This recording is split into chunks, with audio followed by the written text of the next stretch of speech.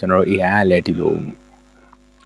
အရေးကြီးတယ်အရေးပါတယ်ဆိုပေမဲ့ကျွန်တော်တို့ဒီ content တွေအတွက်လူတွေကိုယ်တိုင်မှာလည်းပေါ့နော်အားတာတဲ့အပိုင်းတွေလည်းရှိသေးတယ်အဲ့ဒါဘာလဲဆိုတော့ကျွန်တော်တို့လူတွေကပေါ့နော်ဒီခံစားချက်တွေဆိုရင်လူချင်းပဲဒီ communicate လုပ်နိုင်တယ်ပေါ့နော် AI ဆက်ကြီးဖြစ်တဲ့အတွက်ကျွန်တော်လူတွေရဲ့ဒီ feelings တွေကျွန်တော်လူတွေရဲ့ပြောင်းလဲနေတဲ့ experience တွေ trend တွေကိုသူတို့နားမလည်ဘူးပေါ့နော်သူတို့ data ပေးမှာပဲသူတို့ကသိမှာအဲ့တော့ကျွန်တော်တို့ကဒီလူချင်းပြောင်းလဲနေတဲ့ခံစားချက်တွေလူတယောက်ဒီလူတစုကပါကြိုက်တယ်အဲ့ဒါမျိုးကျွန်တော်တို့လူချင်းပဲနားလည်နေတဲ့အတွက်လူတွေရဲ့ဒီအတွေ့အကြုံတွေ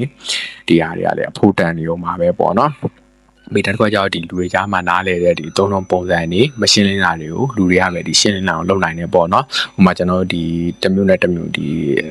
အစားအသောက်ကိုခေါ်တဲ့ပုံမတူတာမျိုးနောက်ဒီ gray area မျိုးတွေပေါ့နော်ဒီ communication မှာ gray area မျိုးတွေအဲ့လိုမျိုးတွေဆိုတော့ကျွန်တော်တို့ဒီလူချင်းချင်းနားလဲတာကိုပဲလူချင်းချင်းပဲ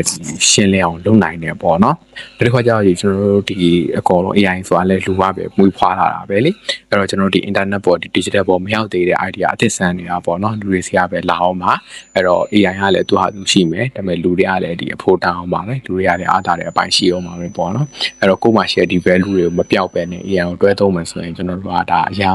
အဆင်ပြေမှာပေါ့နော်အဲ့တော့အောက်ဆုံးမှာကျွန်တော် formula လေးတစ်ခုရေးထားပဲဒီ content တစ်ခုရဲ့ value ဆိုတာပေါ့နော်ဒီ2016ကစပြီးဘယ်လိုပြောင်းသွားမလဲဆိုတော့ AI ကိုကျွမ်းကျွမ်းကျင်ကျင်သုံးတတ်တာ ਨੇ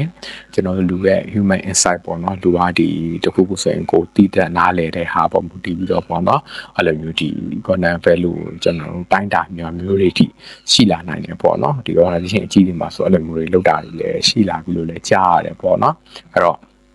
right တယောက်အနေနဲ့ကဒီစိတ်ယုံကြည်ဖြစ်မနေတော့ပဲပေါ့နော်စိတ်ယုံကြည်လုံးမနေတော့ပဲねကိုကဒီစိတ်ယုံမောင်းနိုင်တယ်လို့ဒီစိတ်ယုံရဲ့ဒီစိတ်ယုံအုပ်ပုံစံမျိုးပေါ့နော်ဒီစိတ်ယုံရဲ့ဒီစိတ်ယုံမှုပုံစံမျိုးကျွန်တော်တို့ပြောင်းလဲတင်ပြီလို့ကျွန်တော်မြင်တယ်ပေါ့နော်ဒီနေ့ကစပြီးစပြောင်းလဲတော့အရင်တော့မကြသေးပါဘူးအဲ့တော့ content writer တွေကိုဒီ AI ကအစားမထိုးနိုင်ပါဘူးဒါပေမဲ့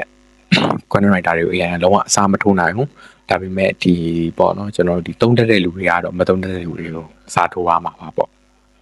ကျေးဇူးပါ